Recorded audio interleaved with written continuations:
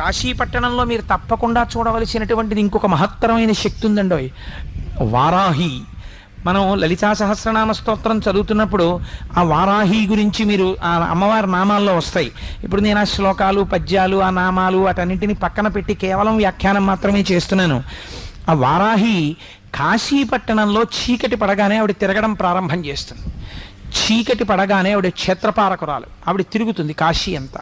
వారాహి దర్శనాన్ని మామూలుగా మీరు ఇలా ఎదురుగుండా వెళ్ళి కూడా చూడలేరు, చూడడానికి భయపడతారు. అందుకని ఎంత ధైర్యం ఉన్నవాడు, ఎంత గుండె ధైర్యం ఉన్నవాడు కూడా వారాహి క్షేత్రంలో అమ్మవారి ముందుకెళ్ళి నిలబడి అమ్మవారిని చూడరు. ఆవిడికి ఏం చేస్తారంటే తెల్లవారిన తర్వాత 4:30-5 గంటలకి ఇంకా సూర్యోదయం అవుతుందనగా అమ్మవారి తిరిగి వచ్చేస్తుంది. తిరిగి వచ్చేసి దేవాలయ ప్రవేశం చేస్తుంది. అర్చకులు కూడా ఒక్క 10 నిమిషాలు 20 నిమిషాలు లోపలుండి గబగబా అమ్మవారికి పూజ చేసేసి తలుపులు వేసేస్తారు. ఆవిడ